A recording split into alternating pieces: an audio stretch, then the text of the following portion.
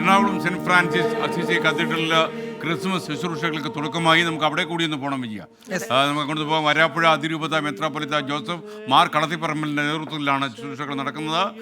Saint Francis Assisi കത്തീഡ്രലിൽ vice അഭിനന്ദുണ്ട്. Abhinand, എന്തൊക്കെ ചടങ്ങുകളാണ് ഇപ്പോൾ തുടങ്ങിയിരിക്കുന്ന വിവരങ്ങൾ?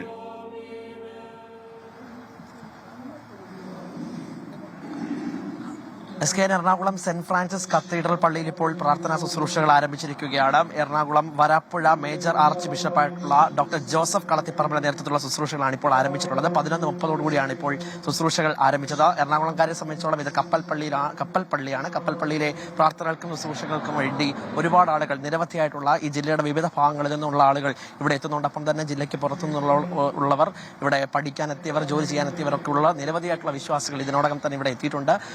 അവർ കുറേയധികം നേരം കൊണ്ട് തന്നെ പ്രാർത്ഥനകൾക്ക് വേണ്ടിയിട്ട് കാത്തു നിൽക്കുകയായിരുന്നു. ഇപ്പോൾ എന്തായാലും ഡോക്ടർ ജോസഫ് കളത്തിപ്പറമ്പിൽ നേരത്തുള്ള ശുശ്രൂഷകൾ ഇതിനോടകം തന്നെ ആരംഭിച്ചു കഴിഞ്ഞു. 11:30 കൂടി ആരംഭിക്കുന്ന ശുശ്രൂഷകൾ ഏതാണ്ട് 12:30 കൂടി അവസാനിക്കും. പിന്നീട് തിരുപ്പിറവി ചടങ്ങുകൾക്ക് ശേഷം 22-ാം തീയതി മുതൽ ഇവിടെ പരിപാടികൾ ആരംഭിച്ചതാണ്. അതിനുശേഷം ഇവിടെ പലതരത്തിലുള്ള മത്സരങ്ങൾ ഉണ്ടായിരുന്നു. സ്ത്രീകളും കുട്ടികളും അടക്കം ഈ മത്സരങ്ങളിലൊക്കെ ഭാഗമായിരുന്നു.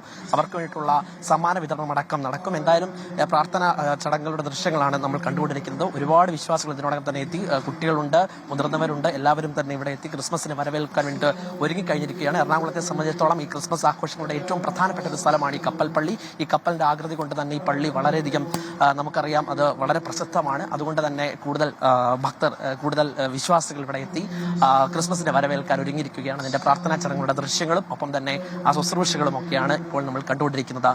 എല്ലായിടത്തും പോലെ എറണാകുളവും അതിന്റെ വിശ്വാസികൾക്ക് അങ്ങനെ, അല്ലെങ്കിൽ ആ ക്രിസ്മസ് ആ ഒരു വൈബിലേക്ക് എത്തുകയാണ്.